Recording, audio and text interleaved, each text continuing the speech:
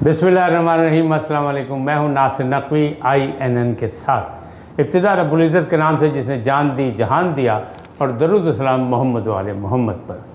नाज़रीन, सबसे पहले तो अफसोसनाक खबर कि मोहम्मद अरशद शरीफ को नैरोबी में कत्ल कर दिया गया।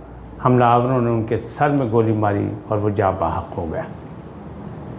दूसरी बड़ी खबर ये कि इमरान खान लॉन्ग मार्च की कॉल कब देंगे, लॉन्ग मार्च होगा या नहीं होगा, या किस सूरत में होगा, किस शक्ल में होगा, उस पर भी बात करेंगे। और एक बात कि जो साइफ़र था उस पर भी कुछ बहुत सी बातें मज़ीद अभी चल रही हैं, वो क्या है क्या नहीं। लेकिन एक ब्रेकिंग न्यूज़ आपको दे रहा हूँ कि इमरान खान साहब के वसीम अकरम प्लस यानी उस्मान बुज़दार खान, साबिक़ वज़ीर आला पंजाब को नैब ने फिर तलब कर लिया। नैब ने अंगड़ाई ली और उनको नोटिस जारी कर दिया। उनके साथ 3 सरकारी अफसर भी हैं, जिसमें उनके साबिक़ प्रिंसिपल सेक्रेटरी यानी बल्कि फर्स्ट जो प्रिंसिपल सेक्रेटरी थे डॉक्टर राहील सिद्दीकी, उनका नाम भी है, और एक जो है वो है रेवेन्यू बोर्ड के, और एक और साहब हैं। अब देखना ये है कि ये लोग पेश होते हैं या नहीं होते और क्या होगा। कल बुलाया उनको, तो ये भी आपको बताएंगे कि इसकी बैकग्राउंड में क्या और अब होने क्या जा रहा है। इसके अलावा बहुत सी बातें हैं जिन पे बातचीत होनी चाहिए और होगी, इसलिए कि मुल्की सूरत हाल, सियासी सूरत हाल किस तरफ जा रही है, किस तरफ नहीं जा रही। क्या इमरान खान को आगे निकलने का रास्ता मिलेगा सियासत में या नहीं निकलेगा, और वो किस अंदाज में रास्ता निकालना चाहते हैं। क्योंकि पिंड बॉय उन्हें कह रहे हैं कि 10 दिन बड़े अहम हैं, और जनरल ज़ियाउल हक के साहबजादे यानी नवाज़ शरीफ के जो कज़न हैं एजाज़ुल हक, वो कहते हैं कि इमरान खान साहब 10 दिन खामोश रहें। इन सारी बातों पे बातें करूँगा, गुफ्तगू करूँगा, तबसरा करूँगा। आप इख्तिलाफ़ करें या इत्तेफाक करें, इससे ये आपकी मर्ज़ी। लेकिन पहले आपसे गुजारिश है कि INN को आप सब्सक्राइब करें, लाइक करें, घंटी का बटन दबाना ना भूलें, बल्कि अपनी कीमती राय का भी इजहार करें अपनी शख्सियत के मुताबिक। जी नाज़रीन, पहली खबर अफसोसनाक कि नौजवान एंकर पर्सन और सदारती अवार्ड याफ्ता मोहम्मद अरशद शरीफ को कीनिया के शहर नैरोबी में कत्ल कर दिया गया। कत्ल क्यों हुए? हमलावरों ने डायरेक्ट उनके सर पर गोली इसलिए मारी कि वो बचे ना। तो वो कौन सी ताकतें हैं जो उनके पीछे आकर नहीं थी? क्योंकि आपको याद होगा कि अभी थोड़ा अर्सा पहले मोहम्मद अरशद शरीफ साहब जो हैं, जिन्होंने अभी अपनी ज़िंदगी की 50वीं बहार भी नहीं देखी थी, उनका पीछा कर रही थी मौत। और उन्होंने बाकायदा कहा था कि मुझे जान से मार देने की धमकियाँ मौसूल हो रही हैं, मुझे मार दिया जाएगा। लिहाजा वो पाकिस्तान छोड़ के चले गए थे। मौत ने पीछा किया, क्योंकि मौत का एक दिन मुकर्रर है। अफसोसनाक सूरत हाल है, ये सानहाती मौत है। इसमें समझें जो हादसाती मौत में जो मरता है इस तरह, वो शहीद होता है। तो वो तो अपने काम में शहीद हो गए, इसलिए कि अपने काम में ही थे वो मौजूद। वहाँ से भी वो सहाफ़त कर रहे थे, और उन्होंने बड़े बड़े मुश्किल लम्हात में भी सहाफ़त की है। यानी वज़ीरिस्तान में भी उन्हें देखा गया है, कोयटा बलूचिस्तान में भी देखा गया है, और भी बहुत से इलाक़ों में देखा गया उनको, जहाँ उन्होंने दहशतगर्दों के ख़िलाफ़ और मिलिट्री ऑपरेशन के ख़िलाफ़ बड़ी तहक़ीक़ी रिपोर्टिंग की, और फिर उस पर आके प्रोग्राम भी किए। अब सवाल ये निशान ये है कि जी, सहाफ़त की दुनिया में एक खरा आदमी, सच्चा आदमी, ठीक है, साहिब राय था, आप इख्तिलाफ़ कर सकते हैं उससे, लेकिन वो सच्चा आदमी इस तरह रुखसत हो गया दुनिया से, इस तरह मार दिया गया उसे, मौत उसका पीछा करती रही। उसने अपनी धरती माँ को भी खैरबाद कह दिया, लेकिन उसकी जान नहीं बच सकी। तो आखिर वो कौन से महरक़ात हैं जिनकी वजह से उसका मौत पीछा कर रही थी? अब ये सच कौन बताएगा? शायद ये सच कोई भी ना बता सके, क्योंकि इस किस्म की जब भी वारदातें होती हैं तो जुर्म करने वाले यानी जुर्म करने वाले लोगों के हाथ बहुत लंबे हैं। हालांकि हमें और आपको तसल्ली दी जाती है कानून के हाथ बहुत लंबे हैं, लेकिन नहीं, जराइम बढ़ रहे हैं। पाकिस्तान की धरती पर भी जुर्म बढ़ते जा रहे हैं, और सियासतदान अपनी सियासत खेल रहे हैं, लेकिन जो मुल्की कौमी अदारे हैं उनके इस्तेकाम की तरफ कोई तवज्जो नहीं दे रहा। अफसोसनाक है और जितना भी अफसोस किया जाए, जितनी भी मजम्मत की जाए अरशद शरीफ की इस शहादत की, वो कम है, लेकिन बहरहाल है काबिल मजम्मत वाक़या। अल्लाह उसके दर्जात बुलंद करे। सिर्फ थोड़ी सी उम्र पाई उन्होंने और बहुत सा काम किया, सदारती अवार्ड भी हासिल किया। 22 फरवरी 1973 को वो कराची में पैदा हुए थे। धीमे लहजे के आदमी थे, बात कर जाते थे और बात जो कहना चाहते थे वो कह देते थे, चाहे किसी को अच्छी लगे या बुरी लगे। लेकिन बहरहाल शायद इसी बात की सज़ा दी गई। हालांकि हम और आप और आईन पाकिस्तान बोलने की इजाज़त देता है, तहरीर व तकरीर की इजाज़त देता है, लेकिन फिर भी अगर ये इस वजह से हुआ तो इंतहाई अफसोसनाक है।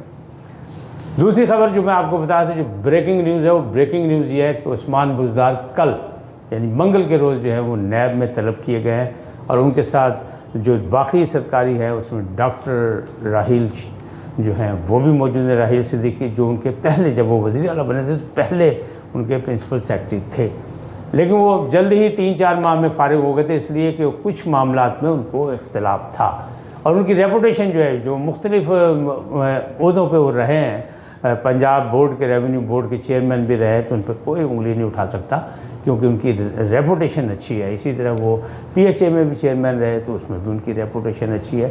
तो उनका जो सरकारी रिकॉर्ड है वो तो रिकॉर्ड अच्छा है और कहने वाले यही कहते हैं, ज़रा यही कहते हैं कि जब बतौर प्रिंसिपल सेक्रेटरी उन्होंने ज्वाइन किया था तो उन्होंने ये कहा था उस्मान बुज़दार को कि मैं अपनी राय देने से बाज नहीं आऊँगा, बाकी आपकी मर्ज़ी, क्योंकि वज़ीर आला आप हैं, आप जो करना चाहें कर लें।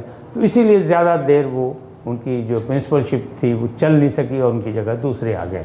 ताहम ये वही केस है, शराब केस, इसमें राहील सिद्दीकी भी, और कहा यही जा रहा है कि असली जो है वो रेपुटेशन राहील सिद्दीकी की वजह से ही कुछ मामला बदले थे या वज़ीर आला पंजाब की वजह से बदले थे। और ये लोग सब चाहते हैं कि डॉक्टर राहील सिद्दीकी को इनके मतलब का बयान दे दे तो रेवेन्यू वाले भी बच जाएँ, बाकी भी बच जाएँ, वज़ीर आला पंजाब भी साबिक बच जाएँ, उस्मान बुज़दार। लेकिन लगता ये है कि कल जो वहाँ जाएगा बग़ैर ज़मानत कराए, ज़रा ये कह रहे हैं कि जो बग़ैर ज़मानत कराया जाएगा, उम्मीद तो यही है कि उस्मान बुज़दार भी ज़मानत करा के जाएंगे, और अगर नहीं जाएंगे या कुछ लोग नहीं जाएंगे तो ना जाएं, वो बात की बात है, नैब क्या करती है। लेकिन जो जाएगा, यानी अगर उस्मान बुज़दार भी बग़ैर ज़मानत के गए तो हो सकता है वापसी पे गेट ना खुले, उन्हें ज़ेर हिरासत रख लिया जाए, उन्हें डिटेन कर लिया जाए।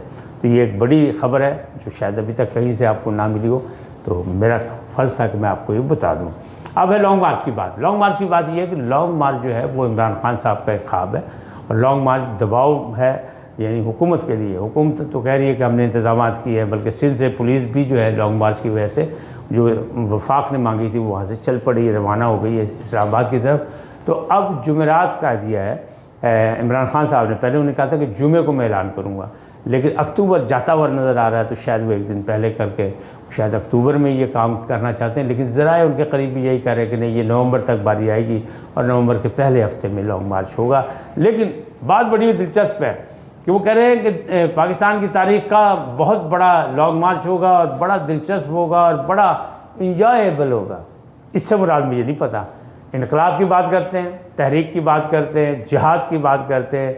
ये दुनिया की तारीख़ का पहला एहतजाज होगा, पहला लॉन्ग मार्च होगा जो इंजॉयबल भी होगा, जिसमें ख़वातीन भी होंगी, बच्चे भी होंगे, बूढ़े भी होंगे, बड़े भी होंगे, सब होंगे।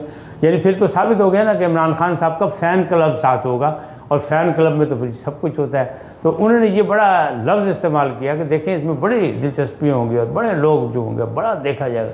तो ये समझ नहीं आई कि वो कौन सा दुनिया का जिहाद है जो या इनकलाब है जो इंजॉयबल होता है। उसमें तो खून की बाजी लगती है, उसमें मन धन धड़ की बाजी लगती है, और उसके बाद फिर कुर्बानियाँ होती हैं, खून बहाया जाता है, तब जिहाद मुकम्मल होता है या इनकलाब मुकम्मल होता है। पहले ये सोच रहे थे कि यहाँ तुर्की जैसा आएगा, तो तुर्की में तो क्या हुआ, तो वहाँ तो फ़ौज के ख़िलाफ़ बगावत हो गई थी। यहाँ तो ऐसा नहीं हो सकता, ना कोई करने की जुर्रत कर सकता है, ना ही इमरान खान साहब को उसका रद्द-ए-अमल अच्छा मिला। बल्कि ये कहा जा रहा है कि इस वक्त तो हालात इतने ख़राब हो चुके हैं सियासी इस्तेकाम के कि दोनों को ज़िम्मेदारों ने पैगाम दे दिया कि बंदे दे पुत्र बन जाओ, नहीं तो फिर मार्शल भी आ सकता है। अब देखें कौन बंदे का पुत्र बनता है, कौन नहीं बनता, कौन अपनी हिकमत अमली करता है, कौन नहीं करता, ये वक्त बताएगा। लेकिन मामला जो है बिगड़ रहे हैं, इसलिए कि सिपा सालार ने जाने का ऐलान तो कर दिया, लेकिन एक जो निजी महफिल जो गुफ्तगू की चंद सहाफ़ियों से और उन्होंने उसे ऑफ द रिकॉर्ड कहा था। हालांकि आज का दौर तो ऑफ द रिकॉर्ड का है ही नहीं, क्योंकि मीडिया बहुत आगे निकल गया और जो जदीद मामलात हैं उसमें बहुत सी चीज़, कोई चीज़ नहीं छुपती। जहाँ वीडियो ऑडियो लीक्स हो रही हो वहाँ पे कोई ऑफ द रिकॉर्ड क्या होगा। ये तो पुराने ज़माने में भी कहा जाता था, गल कह दी है मैनू मूँह कढ़ देख, मैं तेनों घरों कढ़नी है, या तेनों महल्ले तो कढ़नी है, या मैं तेनों शहर चो कढ़नी है। तो ये सारी चीज़ें तो पुरानी हैं। जो पुरानी चीज़ें होती हैं उनकी रवायात जो हैं बड़ी दूर तक चलती हैं और उसके पीछे कुछ ना कुछ होता है। अब सिपा सालार ने उनसे यही कहा कि साइफ़र की जो बात कर रहे हैं इमरान खान, वो साइफ़र तो मैंने उनको बताया था कि भाई देखें आपके दौर में जो है अमेरिका से ताल्लुकात ख़राब हुए, दूसरे मुल्कों से ताल्लुकात ख़राब हुए। जो बाइडन कहते हैं कि आपका सफारत खाना जो ट्रंप की जो है इंतखाबी मुहिम चलाता रहा इसलिए वो नाराज़ हुए, तो जनाब ये आपने उसको रिवर्स करके खूब खेला। तो वो कहते हैं ये सारी चीज़ें। फिर वो कहते हैं कि जो मेरे पास ताकत नहीं थी, वो कहते हैं हमने भरपूर ताकत दी। क्या वो मैंडेट के साथ आए, हमने उनको सपोर्ट किया और उनको हमने भरपूर ताकत दी। तो मैंने ना इलेक्शन कमीशनर लगवाया, जिसका नाम लेते हैं राजा सिकंदर का और सुल्तान का, और वो कहते हैं ना मैंने उसको सुल्तान बनाया इलेक्शन का, और ना ही मैंने कुछ और कहा। हाँ, मैंने एक बात की, उन्होंने ये भी कह दिया कि मैंने एक बात की कि जालू शाह को कहा था कि इनको चूँकि ISI वगैरह में रह के तजुर्बा है, इनको वज़ीर दाखिला बना दे। और एक और कहते हैं मैंने सिफारिश की थी मोहित यूसुफ की कि इन्हें मशीर बना लें। बस इस दो के अलावा मैंने कुछ नहीं किया। अब आप और मैं इस बात पे सोचने में मजबूर है कि अगर सिपा सालार ने दो बड़ी बातें कर दी तो अगर बाकी सिफारिशें भी होती तो बता देते। लेकिन ये कह रहे हैं कि मुझे अगर इक़्तिदार इस अंदाज में मिला दोबारा तो मैं नहीं लूँगा, मैं 2/3 अक्सरियत से लूँगा। लेकिन अंदर की बात मैं आपको बताता हूँ कि अगर पिछले माजी की तरह इक़्तिदार, वो कहते हैं अगर मिला तो मैं नहीं लूँगा, यानी इक़्तिदार में मैं हूँ, हुक्म किसी और का चले। लेकिन इतला ये है कि हालात इतने उनके मतलब मायूस कुन हो चुके हैं कि अगर उससे कम में भी इक़्तिदार मिला तो वो इक़्तिदार ले लेंगे। हालांकि अब चांस कोई नहीं है, अब उन्हें खामोश रहना पड़ेगा। बल्कि कुछ लोग तो ये कह रहे हैं कि मुस्तक़बिल में वो अगर अपने आप को सियासत में रखना चाहते हैं तो अपोजिशन लीडर की तरह रखें। और ये इक़्तिदार क्यों ले लेंगे? इसलिए ले लेंगे कि रूलते गया और चस बड़ी आई है। आज इतने ही, फिर मिलेंगे नए अनुमान के साथ। आपसे जाते जाते गुजारिश कि INN को सब्सक्राइब करें, लाइक करें, घंटी का बटन दबाना ना भूलें, बल्कि अपनी कीमती राय का इज़हार करें अपनी शख्सियत के मुताबिक। हमें आपका इंतज़ार रहेगा। आप खुश रहें, सदा सलामत रहें। अल्लाह ने के बाद।